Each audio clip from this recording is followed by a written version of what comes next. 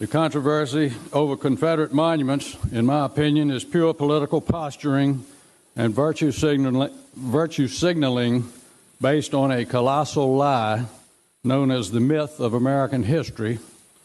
And why did Lincoln's Emancipation Proclamation, not issued until halfway through the war as a war measure, say that slavery was all right as long as you were loyal to his government?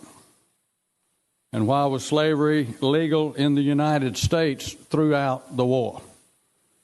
And isn't Union at the point of the bayonet slavery to a totalitarian government?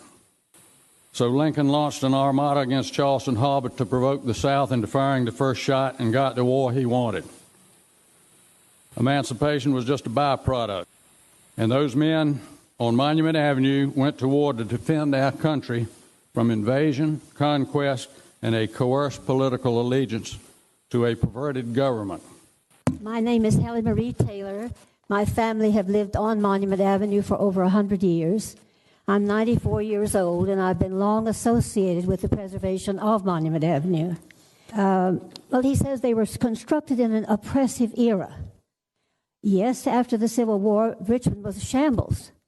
Everything was constructed that has come since in an oppressive era. And nothing has been easy. All of the things that you mentioned as progress is what you call seeking a more perfect union, Mr. Jones. And you ought to be more grateful for that. Hundreds of thousands of people worked to rebuild this city, and they weren't aspiring to rebuild the city, any old city. It was a beautiful city. Yes. Sorry, yes. I beg your pardon? Direct your comments to me. All right, then don't count my time away from looking at Mr. Jones, because that's what this is all about. I like to burn things down. But the problem is there are laws against arson. So what I need to do is come to the city attorney and then come to you all to see if we can't get the laws changed so there aren't any penalties for arson. He likes to tear things down. I like to burn things down. So why should I be discriminated against? Let's do away with all the arson laws. Destruction is the idea, and we don't want it. A more perfect union is what I'm calling for, and a continuation of telling our history and not destroying it. Mr. Jones, wake up. Good evening, council people. My name is Omar El-Gaddafi. I didn't plan to come in here and speak, but I was so appalled by what I was hearing that I knew that I had to come up here and say something. I'm very appalled that people of color would come up here and stand and feel that strongly about Confederate monuments and are that deluded by the revisionist history that we heard from some of the people up here to come up here and actually take a stance in support of keeping Confederate monuments.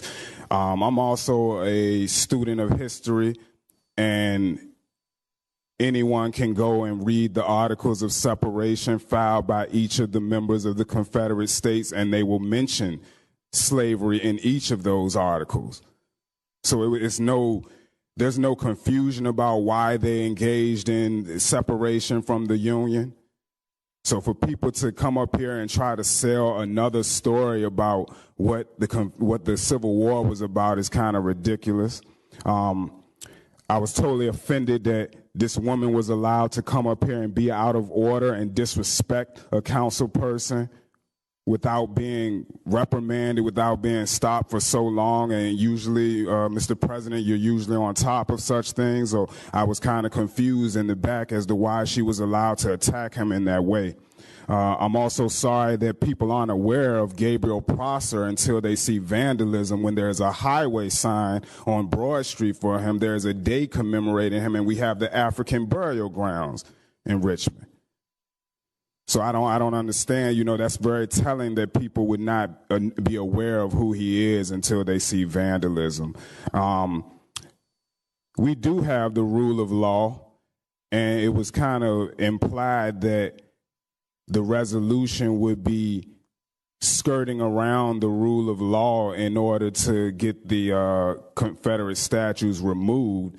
And the example of if I was an arsonist was used, and I'd like to say if I was an arsonist, we have ways of getting around the restrictions of fire in public places. It's called a permit. You know, if I want to get around the rule of law and infringe upon Second Amendment rights, then we have this thing called an ATF dealer license. You know, so it's done all of the time. It's nothing new. That's just what we do in this country when we want to set things straight. I totally support the resolution. I appreciate the council allowing it to move forward. Thank you.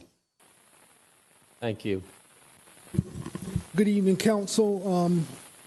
President Hilbert, my name is Arthur Lewis Burton. I'm a resident of the city of Richmond.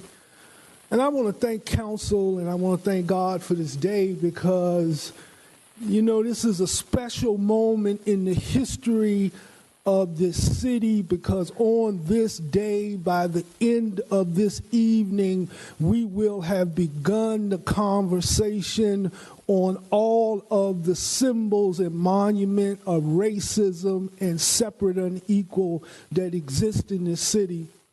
We started this morning with education. We're on the statues now, and we're going to end the evening on public housing.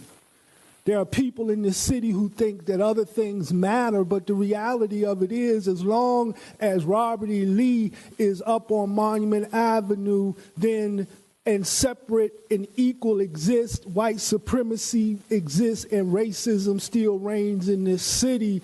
And so ultimately we will have to take the statues down if we're going to have a just and equal city. The idea that this city is still the capital of Confederacy and not the state of Virginia is ludicrous. And, you know, and the idea that we can't have a Monument Avenue that does not include Confederate soldiers is unreal. 125 years ago, racist men got together and made a decision. And on this day, we are starting the dialogue on whether or not those symbols still represent this city or not.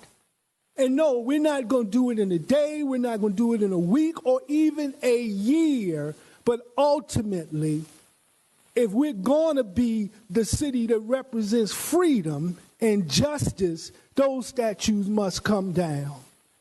I understand that there are a lot of people, white folk in this town who do not understand what black folks have to do every day to push down their emotions, their anger, their fear, their pain, simply to walk around this racist town with all its symbols of racism.